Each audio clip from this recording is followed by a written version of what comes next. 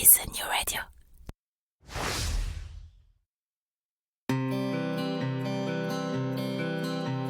Cela fait partie des choses qu'on n'explique pas. Bien que n'y ayant le plus souvent jamais mis le moindre pied, le Québec nous attire. Et peut-être que c'est votre cas. Peut-être même que, comme des milliers de Français chaque année, vous envisagez sérieusement d'aller y poser vos valises pour quelques mois, pour quelques années, pour toujours, qui sait. Mais si en avoir envie est la condition première pour réussir votre expatriation, c'est aussi, et de loin, la plus facile.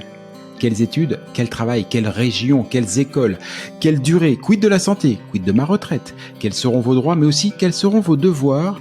Et au-dessus de toutes ces questions règne la question fil rouge de tout immigré au Québec. Comment obtenir le permis de séjour dont j'ai besoin? Et puis d'abord, lequel est-ce? Au fur et à mesure de votre projet, d'innombrables questions, des doutes, mais aussi des grandes joies et de belles espérances vont vous submerger. Alors, à l'image de ce que Christelle Colling et ses équipes font au quotidien au sein de l'organisme, ce podcast est justement là pour vous aider, pour vous guider, pour vous informer, parce qu'ensemble, on partage le même objectif, Objectif Québec.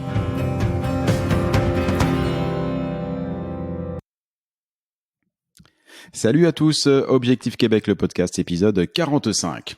Ou plutôt, épisode 36, prise 2. Je vous explique. Ça va peut-être vous surprendre, mais il n'y a pas qu'en France que le sujet de l'immigration enflamme les débats. Au Québec aussi, même si là-bas, la notion de débat enflammé est quand même à relativiser par rapport à ce qu'on connaît dans l'Hexagone. Reste que le Québec, et plus généralement le Canada, tout entier s'interroge sur sa politique migratoire. Faut-il plus ou moins d'immigrés? Faut-il plus ou moins d'étudiants étrangers? Quel ratio entre immigration temporaire et immigration permanente? Et enfin, pour le Québec tout particulièrement, faut-il privilégier une immigration francophone? Toutes ces questions, les classes politiques canadiennes, québécoises, mais aussi la société tout entière se les sont posées au cours des derniers mois. Avec, pour conséquence, des changements notables qui forcément impacteront les stratégies de toutes celles et tous ceux qui veulent partir s'installer dans la belle province. Des changements tellement soudains que lorsqu'en janvier, nous avons enregistré une première fois cet épisode du podcast, il n'a pas fallu plus d'une demi-journée pour que Nadia Barou, notre experte ex-immigration, nous appelle pour annuler la diffusion. Tout ce qu'elle venait de nous expliquer quelques heures plus tôt, seulement quelques heures plus tôt, venait d'être entièrement remis en cause par les nouvelles dispositions gouvernementales. Alors, le temps de recaler les agendas et de bien prendre connaissance des nouvelles règles, et Nadia Barou, mon avocate préférée à moi que j'ai, est à nouveau prête à nous aider à trouver la bonne stratégie en vue de votre immigration au Québec. Salut Nadia. Salut Jean-Michel. Bon, alors cette fois-ci, Nadia, j'espère qu'il va pas y avoir de contretemps et que cet épisode va vraiment pouvoir être diffusé sans qu'on dise trop de bêtises. Ben, on l'espère. Bah oui, on croise les doigts. Bon, la plupart des auditeurs te connaissent déjà bien, mais pour ceux qui sortiraient tout juste de leur grotte, je rappelle que tu es avocate spécialisée en immigration, que tu es installée à Montréal et que tu es la partenaire immigration d'Objectif Québec. Nadia, ma première question est la suivante. On présente souvent le Canada comme un pays accueillant pour les immigrants, une terre d'immigration, et qui pratique d'ailleurs l'immigration choisie. Les derniers changements législatifs, j'ai du mal, ça savonne ce matin. Les derniers changements législatifs ont-ils changé la donne selon toi? Ben pas vraiment, parce que l'immigration au Canada, c'est vrai qu'elle est accueillante, qu'elle est bien gérée, qu'elle est bien organisée, mais justement, elle s'adapte à l'ère du temps, puis elle s'adapte aux réalités que vivent les Canadiens, mais que vivent aussi les immigrants. Alors, depuis que je fais ce métier, c'est-à-dire depuis presque 30 ans, des changements, j'en ai vu beaucoup, souvent et énormément. Donc, l'immigration évolue de jour en jour. La première chose qu'on fait d'ailleurs quand on arrive au bureau le matin, c'est d'aller voir s'il y a eu des changements qui vont impacter nos clients. Alors, les derniers changements qui impactent les clients, les membres d'Objectif Québec, ils sont quand même importants parce que ils changent beaucoup la donne, surtout en ce qui concerne les projets familiaux, des projets de familles françaises qui avaient choisi d'immigrer au Québec, en tout cas de tenter l'immigration et l'expatriation au Québec par la voie des études. Alors le tableau commun, c'était monsieur ou madame faisait des études et puis l'autre conjoint avait un permis de travail ouvert qui permettait de travailler, de faire vivre la famille. Donc la voie des études, c'était souvent l'option choisie par beaucoup de Français, beaucoup de familles françaises pour immigrer au Québec. Alors là où ça a beaucoup changé, c'est que on a restreint le droit au permis de travail ouvert du conjoint. Donc, à part pour certains programmes, donc si l'étudiant est en maîtrise, en doctorat ou dans certains baccalauréats très ciblés par le gouvernement du Canada, pas du Québec, parce que ça, c'est des lois qui ont été modifiées par le Canada, pas par le Québec, mais ça impacte bien sûr le Québec.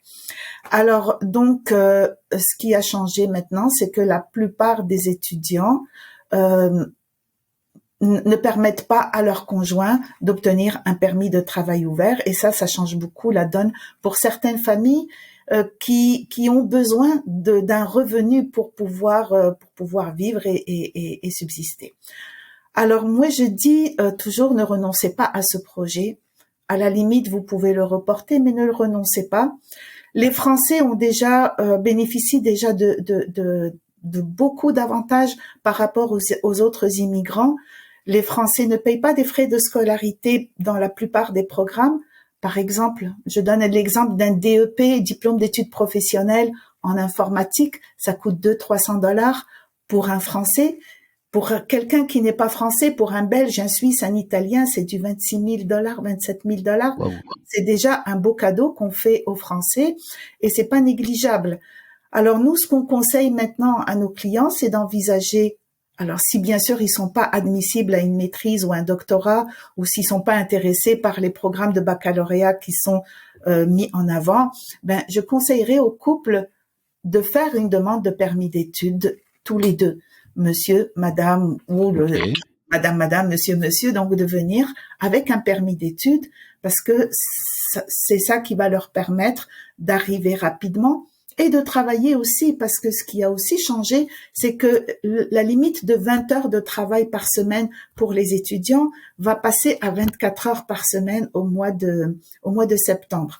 Donc, ça vaut la peine si tous les deux peuvent travailler 24 heures. C'est sûr, ça va être un peu galère pendant une année et demie, mais ça vaut la peine et puis ça permet d'envisager une résidence permanente au Québec en famille. Oui, puis en plus, tu as raison, si les deux arrivent, alors c'est pas forcément facile, même si au Québec, tout est prévu pour normalement, mais c'est pas forcément facile de cumuler emploi et études, mais si les deux dans le couple arrivent à travailler 24 heures, bah, ça veut dire que au total, il y a un salaire, j'allais dire, complet qui tombe tous les mois, et on revient un petit peu sur un plan financier, en tout cas sur la stratégie initiale, à savoir un qui est étudié et un salaire qui tombe pour toute la famille. Bon là, c'est divisé par deux, mais...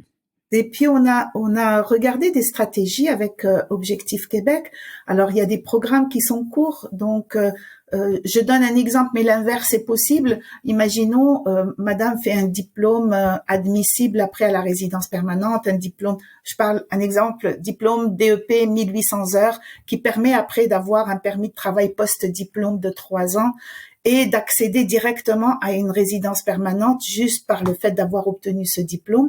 Ben monsieur, lui, peut choisir une formation plus courte, par exemple un DEP de 900 heures. Ça dure 8 mois. Suite à ce DEP, ben il peut avoir lui un permis de travail ouvert et il peut commencer à travailler. Ça donne à sa femme un permis de travail ouvert. Donc on peut jouer comme ça avec les permis pour amoindrir les impacts sur les familles. Oui, puis alors c'est l'expérience personnelle qui parle, mais faut pas sous-estimer non plus. Il me semble que le fait de partir à deux en études, ça veut aussi dire deux ensuite à avoir un diplôme québécois canadien et donc une employabilité au Québec bien supérieure, parce que ok, c'est super le permis de travail ouvert, on a l'impression que c'est open bar sur le papier, mais c'est pas si open bar que ça, parce qu'après il y a l'inadéquation des diplômes, la non reconnaissance, la fameuse expérience québécoise qui manque. Quand on a un diplôme qui vient du Québec, ça change complètement tout. Et absolument. Puis le fait d'avoir le droit de travailler 24 heures par semaine, ben ça met en contact avec des employeurs qui peuvent après avoir envie de vous garder plus que 24 heures et puis vous faire un permis fermé qui va donner au conjoint un permis ouvert. Donc il faut avoir un esprit positif, regarder justement les avantages d'avoir un diplôme québécois, d'être en contact directement avec des employeurs. Et comme je dis toujours, ça finit par finir 18 mois, un an, 18 mois. Et puis ça va vite. Et puis bon, après on est très content d'avoir un diplôme local qui va nous ouvrir des portes pour des emplois plus intéressants. D'ailleurs, petite précision, on parle beaucoup des 24 heures les 24 heures pour lesquelles on a le droit de travailler par semaine quand on est en études. Est-ce que je dis des bêtises si je dis que quand c'est les vacances scolaires, on a le droit de travailler à plein temps? Absolument, oui. Je dis déjà, bonne nouvelle. Je dis pas de bêtises. Et 2, vous avez le droit de travailler à plein temps. Mine de rien, des vacances scolaires, sur 18 mois, il va quand même y avoir quelques périodes concernées. Vous travaillez à plein temps. En général, les employeurs sont plutôt assez contents quand on leur dit que c'est possible. Ça change la donne. Oui. Et puis, juste garder en perspective que les Français sont chanceux. Alors, imaginez un Belge qui doit payer 2 frais de scolarité à 26 000 chacun. Ça, c'est pas la même chose. Donc, c'est vraiment, il faut être conscient de cette chance et d'en profiter. Alors, les Français n'ont pas que cet avantage. Ils sont couverts par la Régie d'assurance maladie du Québec.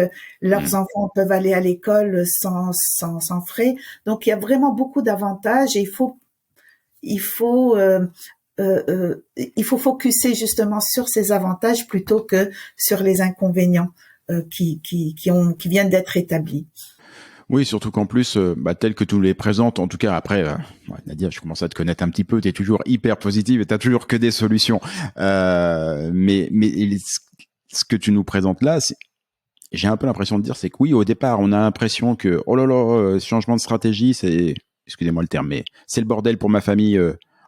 Au final, c'est pas forcément tant une mauvaise nouvelle. C'est un changement de stratégie, mais ça crée des opportunités qui, et c'est peut-être d'ailleurs l'un des objectifs recherchés derrière, vous permettra peut-être de vous ancrer encore plus solidement au Québec, puisqu'en ayant tous les deux fait des études, en ayant commencé à travailler pendant les études et tout, on arrive au moment du renouvellement du visa avec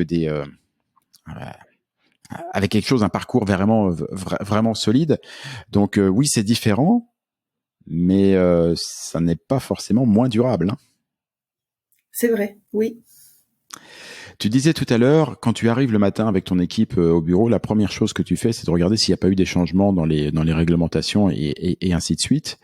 Ça va si vite que ça, parce que nous, en France, on n'est quand même pas habitué à ce que ça change tous les 2 jours. Non, c'est juste pour savoir combien de temps va pouvoir être diffusé ce podcast. Hein. non, mais est-ce que tu t'attends à des prochains changements? Pas des changements majeurs concernant les membres d'Objectif Québec. Il y a d'autres changements, comme par exemple, on vient de sortir un nouveau formulaire pour appliquer à la résidence permanente au Québec. Et donc, avant, on tenait compte juste des antécédents du requérant principal.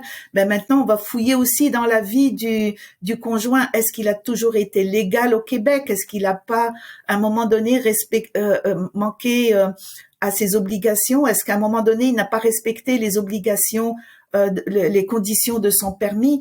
Et là, ça complique un peu la donne.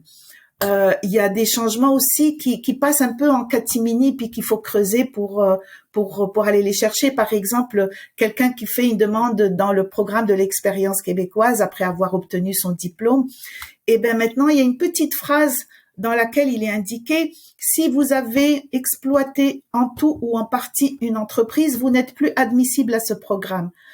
Et ils expliquent pas c'est quoi. Alors après, on le vit au quotidien. Par exemple, quelqu'un qui a conduit Uber pendant ses études, c'est considéré comme du travailleur autonome, c'est considéré comme avoir exploité son entreprise et puis n'est plus admissible au programme de l'expérience québécoise. Quelqu'un qui a donné des cours de danse le week-end, quelqu'un qui a fait du Uber Eats, quelqu'un qui a fait du tutorat dans une école. eh ben, on voit ça, puis ça n'a pas été annoncé, donc il faut vraiment aller fouiller, il faut tout scruter. Et puis aussi, quand on n'est pas d'accord avec quelque chose, ben ça nous permet aussi de nous unir entre avocats et entre professionnels de l'immigration, puis contester.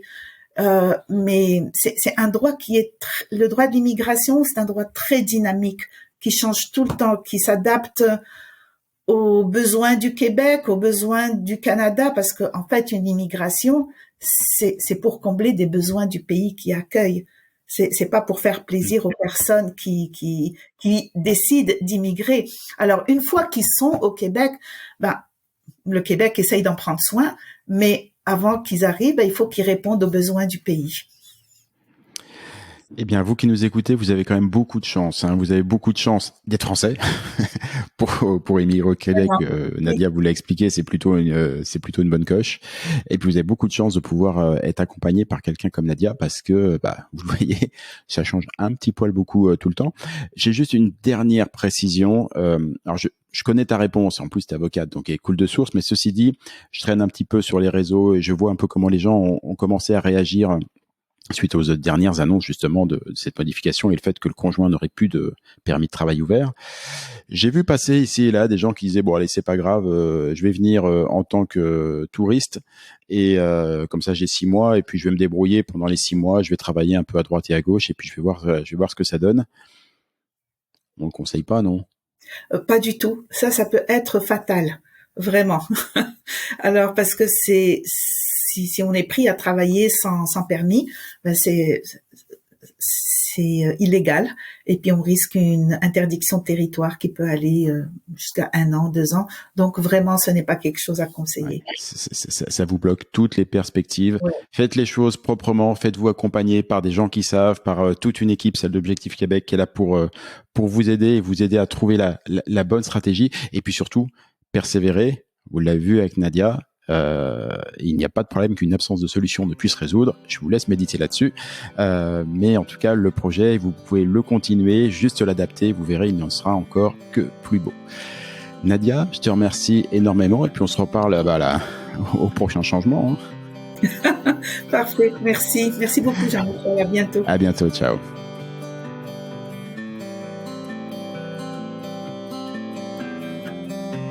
Objectif Québec, le podcast, c'est fini pour aujourd'hui. Si vous y avez appris des choses, si vous avez toujours envie d'immigrer au Québec, et si vous êtes vraiment motivé, je ne saurais trop vous conseiller de prendre contact avec Objectif Québec. Avec leurs événements, leurs documents, leurs partenaires et tous les différents programmes d'accompagnement à la carte, Christelle et ses équipes vous faciliteront grandement la vie et vous proposeront tous les outils pour réussir votre rêve de vivre au Québec. Rendez-vous pour cela sur le site de objectifquebec.ca, objectif au singulier, Québec, tout ça en un seul mot.ca. Et donnez-lui une bonne note, ça fait plaisir à Apple et Google. Et puis nous, on va vous dire, on n'est pas fâchés. Rendez-vous sur un prochain épisode et d'ici là, comme on dit au Québec, à tantôt!